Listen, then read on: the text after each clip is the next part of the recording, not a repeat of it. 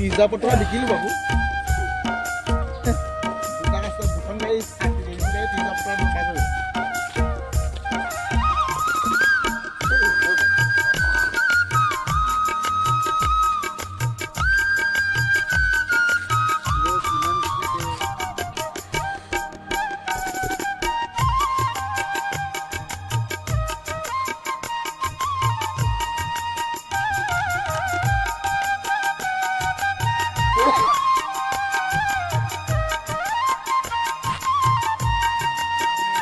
Pokoknya dia nodornya nak, kita doi dia, masa tak lok, oh lok, kau mau pol lagi dia.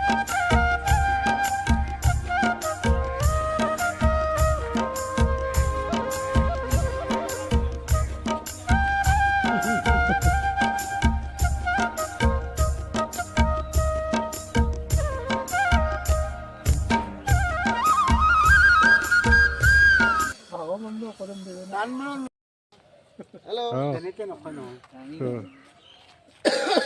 Dambo hudilo. Phone dangos napoilo hekana phone kan tule.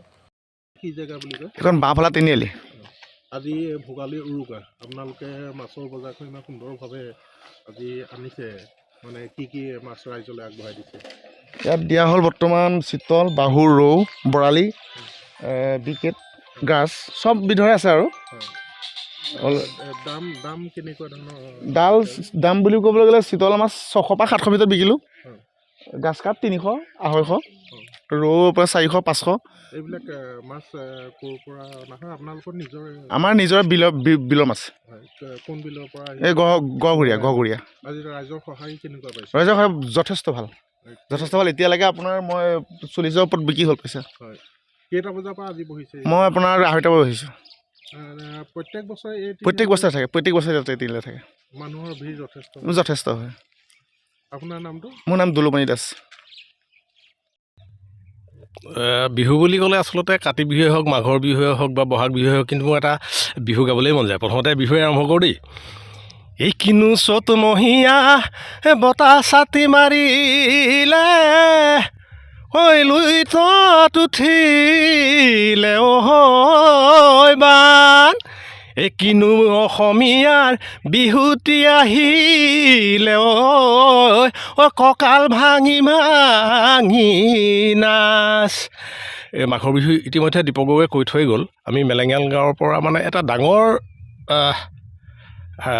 বিহুৰ প্ৰস্তুতি মাছৰ বিষয়ে জানিলে মাছ আপোনাৰ সেই 4 কেজিৰ পৰা ধৰি 9 কেজি 10 কেজিলৈকে বাহু মাছ এনেকৈ প্ৰডাকশ্যন কৰিছে খুব ভাল লাগিছে আমি সদায় সহযোগিতা কৰি থাকোঁ ইতিমধ্যে 220-30 বিঘাৰ ওপৰৰ কৃষিভূমিত ধান খেতি কৰি ধান উৎপাদন কৰি বজাৰলৈ হয়তো ঠেলি দিয়া হ'ব তাৰ পাছতে আমাৰ বাম খেতিৰ বিষয়ে জানে আমি ৰবি শস্যৰ খেতিও দীপক গগৈৰ লগতে সহযোগ কৰি আমি এটা ডাঙৰ এবাৰ আলু খেতি কৰিছোঁ বিলাহী বেঙেনা দৰে এনেকুৱা ধৰণৰ খেতি কৰি আমাৰ আচলতে এই ভোগালী বিহুটো ভোগৰ আমি কৰি মেলি ভোগ কৰি আৰু ৰাইজলৈও তেনেকৈ আগবঢ়াই প্ৰায় মেলেঙাল গাঁৱৰ প্ৰায় প্ৰত্যেকজন মানুহে দীপক গগৈৰ ফালৰ পৰা তৰফৰ পৰা মাছ যায় বা তেনেকৈ সহযোগিতা কৰি আমি এই বিহুটো তেনেকৈ ধৰণে পালন কৰোঁ খুব ভাল লাগে ধন্যবাদ আজি 6-7 দিনৰ পৰা এই উৰুকাৰ